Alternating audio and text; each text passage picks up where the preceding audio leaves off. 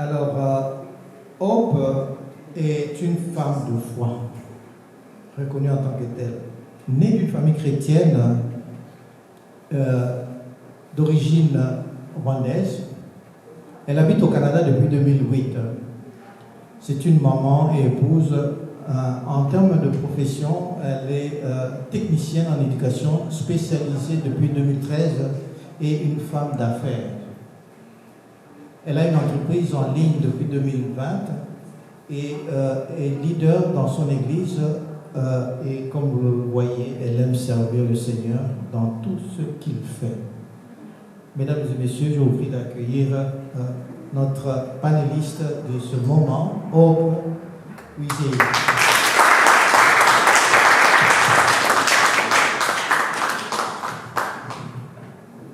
Après tout ce que vous avez entendu des hommes, n'est-ce pas?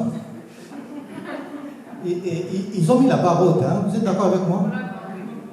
En termes d'expertise, d'expérience, et puis cette disponibilité de partager avec vous leur vécu. Maintenant, nous avons besoin de la perspective de vous, femmes, mères, épouses.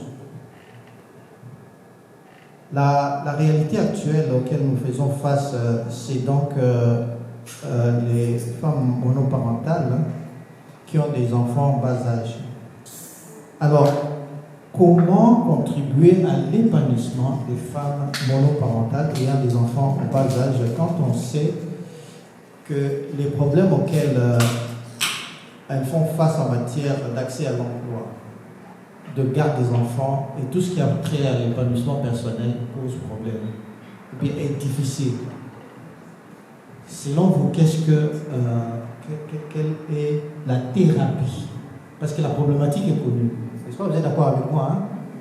Mais là, on est en train de parler de solutions, de voies et moyens pour arriver à équiper les femmes seules. Qu'est-ce que vous pouvez nous donner comme votre perspective? Merci. Oui, bonjour tout le monde. Comme on a dit, mon nom est Hope. Donc, j'apporte l'espoir, comme vous l'entendez. La question est pour les familles monoparentales, comme les personnes qui me connaissent ici. J'ai été maman monoparentale longtemps, pendant 15 ans. Et je sais ce qu'on parle. Donc moi, quand je suis venue ici, j'étais toute seule avec un enfant. Et c'était pas facile, je dirais. Donc ce que je peux dire pour aider les familles monoparentales, que ce soit des hommes ou des femmes, c'est vraiment de les comprendre. Dans notre communauté africaine, souvent les familles monoparentales sont jugées. Sont jugées par rapport à pourquoi tu ne vis pas avec un homme, ou bien pourquoi tu es restée toute seule, pourquoi tu as eu un enfant à bas âge. Parce que quand je dis les familles monoparentales, n'oublie pas, il y a des filles aussi qui ne se sont jamais mariées mais qui ont eu des enfants chez leurs parents. Donc eux aussi, ils font partie des femmes monoparentales. Je dirais vraiment de ne pas les juger, de les comprendre en premier et de les intégrer dans la communauté. Elles sont souvent isolées parce qu'ils s'occupent de leurs enfants, ils sont toutes seules, ils doivent faire beaucoup de choses. Donc c'est vraiment de les intégrer dans la communauté et de les aider. Quand je dis les aider, c'est vraiment une situation que j'ai vécue. Je vais vous donner un exemple. Moi, j'allais à l'école quand j'étais ici. J'allais à l'école, j'avais mon fils qui était à la garderie ou au service de garde. C'était très difficile pour moi de faire les deux. Souvent, les cours terminaient à 18h et on sait que les services de garde, ça ferme à 17h, 17h30. Donc, il y avait comme quelques minutes où je devais aller chercher mon fils. À ce moment-là, si je n'avais pas eu une bonne voisine, je n'aurais pas pu y arriver. Donc, si vous voyez une famille monoparentale qui vit tout près de vous ou dans votre communauté, souvent la personne ne va pas demander de l'aide. Donc, vous pouvez lui demander comment je peux vous aider. Donc, la personne va vous répondre. Aussi, quand une personne vient de venir ici au Canada, souvent on ne connaît pas les services. Et nous, les femmes, comme vous l'avez dit, messieurs, on sait demander de l'aide. Mais les familles africaines ou dans mon origine, on est souvent, on veut pas montrer qu'on est malheureuse. Donc quand les choses ne vont pas bien, on va sourire, on va se maquiller, on va chanter, mais alors que tout ne va pas bien du tout. Donc souvent, je dirais de diriger au bon service quand une personne te demande de l'aide ou quand tu vois qu'une personne est dans le besoin, lui montrer où se trouvent les services. Je vais parler sur le côté financier. Quand on a un enfant et qu'on est dans une famille monoparentale, que vous vivez toute seule, il y a le côté financier aussi. Comme vous l'avez dit, il y a des papas qui ne s'occupent pas de leurs enfants. Donc la femme se retrouve à gérer tout, à être papa, à être maman. Comme vous l'avez dit aussi tantôt, je ne vais pas tout répéter, et avec les chiffres, des pourcentages, ça montre que beaucoup de jeunes garçons ou de jeunes filles qui sont dans la prostitution ou qui sont dans les prisons viennent des familles monoparentales. Parce que maman est allée chercher à manger et elle n'a pas eu le temps de s'occuper de l'enfant. Donc moi je dirais dans nos communautés, c'est très important de vraiment, si vous avez une femme ou une personne qui est toute seule, d'être au moins présent. La présence. Aussi, je vais parler aux femmes, mes sœurs. Si vous voyez que votre mari va aider une femme qui est dans le besoin, dans notre communauté, on va penser que l'homme est allé chercher une deuxième femme, ou la femme séduit votre mari.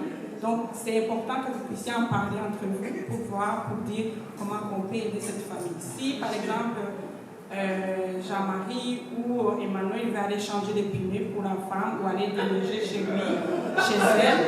Donc, comprendre ça. Oui, c'est gentiment. Oui, donnez la permission.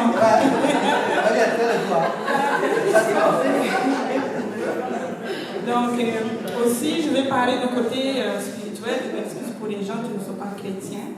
Au côté spirituel, moi je dirais, leur donner des responsabilités à l'église, parce que je trouve que dans nos communautés, les femmes qui sont séparées ou qui ont eu des enfants chez eux, ils sont jugées ou bien ils sont, je ne sais pas comment dire en français, ils sont stigmatisés. Donc c'est vraiment important de les intégrer, de les montrer qu'eux aussi peuvent faire quelque chose, peuvent aller plus loin, de les encourager et leur donner aussi de responsabilités au niveau spirituel. Donc je pense que c'est dans ce que je peux dire. Donc à moins qu'il y ait quelque chose que je peux ajouter.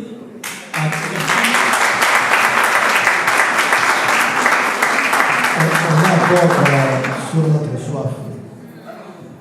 Il y a une dimension qu'on aborde rarement. Ok? On a parlé de responsabilité, de ce qu'elle doit faire, parce que monoparental, n'est-ce pas?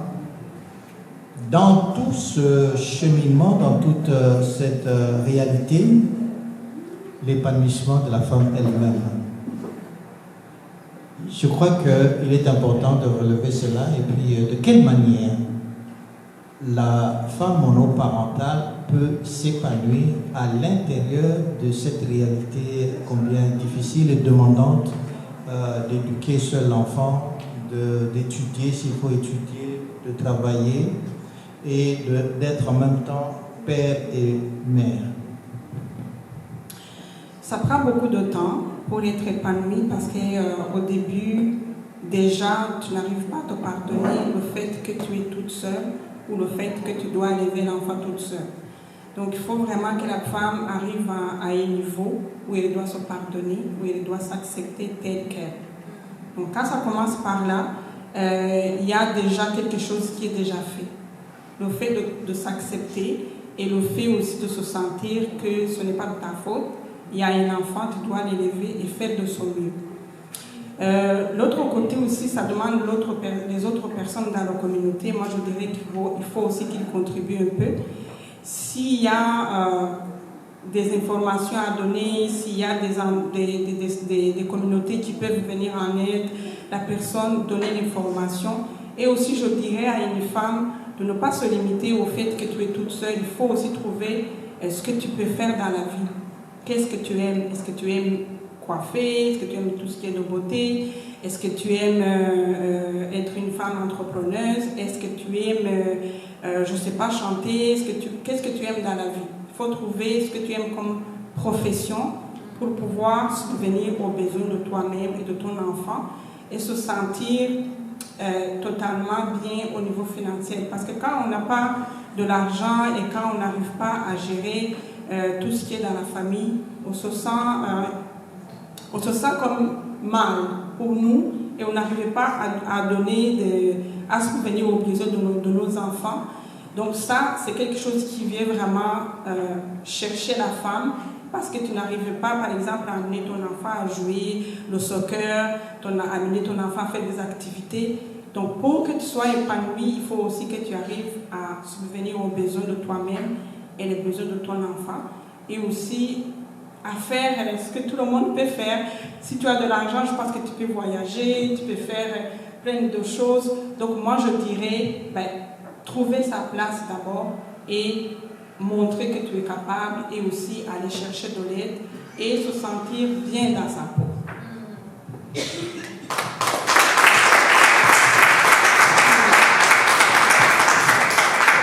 J'ai retenu quelque chose d'extrêmement intéressant, hein. C'est se pardonner à soi-même. On n'est pas responsable de cette réalité. C'est un cheminement important qui commence par se pardonner parce que la société juge pas mal. Je vais ajouter quelque chose aussi. Dernière chose, c'est quand on est séparés et qu'on a des enfants, il y a aussi le papa qui est là-dedans. Donc souvent, nous les femmes, je dirais en général, on est très en colère. Puis on n'arrive pas à partager l'enfant avec le papa qui n'est pas là. Donc je dirais de prendre le temps de digérer tout ce qui s'est passé et donner la place au papa, même si ça ne va pas entre vous deux, mais il ne faut pas impliquer l'enfant, il faut vraiment faire tout son moyen possible pour que le papa soit présent, s'il le veut. Mais s'il ne le veut pas, ça va être la faute du papa, au moins vous aurez fait du mieux pour votre enfant.